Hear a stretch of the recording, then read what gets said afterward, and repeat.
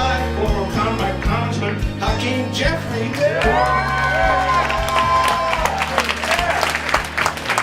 Who will present the Bob Kohler Vocal for Justice Award to Gabriel. Before going to Washington, Congressman Jeffries led the fight to end prison-based gerrymandering, as well as stop and frisk abuses and racist marijuana arrests. And since arriving in Congress, he's been a rising progressive star. All right. Good evening, everyone. Thank you very much for that very generous introduction. Is Vocal New York in the house right now? One more time. Well, listen, it's an honor and a privilege to be here on this 15th Anniversary Awards ceremony, particularly for such a distinguished honoree, somebody that I got an opportunity to work very closely with during my time in the New York State Assembly. I was there for 6 years. Now, of course, I'm down in the Congress. And it's interesting because when I got sworn in the Congress, January 3rd of 2014, I got to tell you, because I'm here before family, that I was so excited to have the opportunity to represent you, the people of Brooklyn and Queens, down in the United States Congress, that I was tempted to go to the floor of the House of Representatives, stand in front of the microphone, and simply say, holla. You know, I thought about that, and I said, if I did, I might just hear the voice of Shirley Chisholm. I represent part of the district that she once represented, calling down from heaven saying, young man, we sent you down to the Congress to stand up. So don't go down there and act up. But I gotta say that in working with Vocal and working with Gabriel, that you've perfected the art of both standing up and acting up, but acting up in the context of pushing progressive issues and standing on the side of justice. And one of the things that I've appreciated about Gabriel so much is that he's passionate, he's intelligent, he's focused, he's strategic, he knows when to step forward, he knows when to stand back and strategize. And as a result of his work and the work at the Drug Policy Alliance and in Ethan's leadership, so many tremendous things have been accomplished, and I know that so many tremendous things will be accomplished. And so we're all better off in New York State because of Gabriel's advocacy, his intelligence, his heart, and his commitment to social justice issues. And so it's my honor and my privilege to call him up, and let's give him a tremendous vocal round of applause.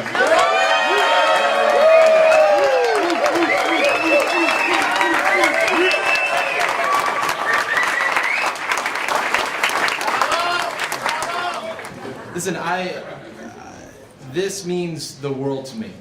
I attend a lot of these types of events because we all in our organizations do them, and so we've all kind of been through the rigmarole. This is one that I was actually really nervous about and felt so blessed when I got a phone call from Vocal saying they were going to honor me, in no small part because Vocal stands out for me as amongst the most important organizations doing organizing, not just in New York but in the country. They're an organization that works with people that our society has said are no longer necessary and is more than willing to marginalize and leave behind. But Vocal's put together an organizing strategy where we're bringing people from our communities to the forefront of social change, and not just for policy reform, but for building a movement. And this process of participating with Vocal for building a movement here in New York, around the country, has been transformative for me personally. So just right now, literally, my two sisters just arrived from California.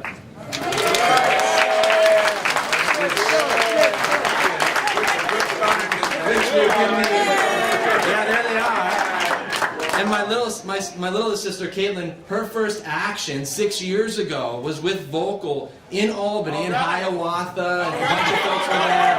We went up and did a marching rally for overdose prevention. And years later, we finally passed that bill, and that was Caitlin's first action. Y'all can come up.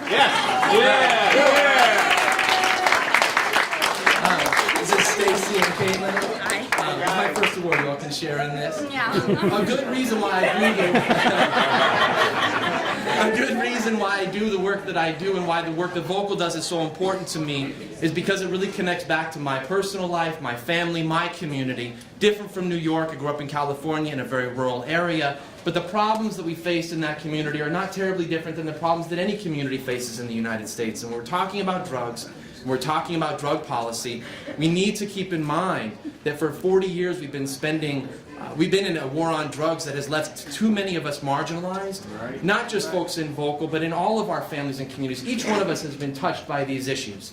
And the work that Vocal is doing is not just transforming the way that we approach these issues here in the state of New York, but it's giving us an opportunity to develop a new language about how we talk about ourselves, how we talk about the people that we love, about how we craft policies to ensure that we're instilling fairness and equity in all things that we do. So I am deeply blessed and so grateful for this award, which is a picture of myself. And there's a plaque on the way.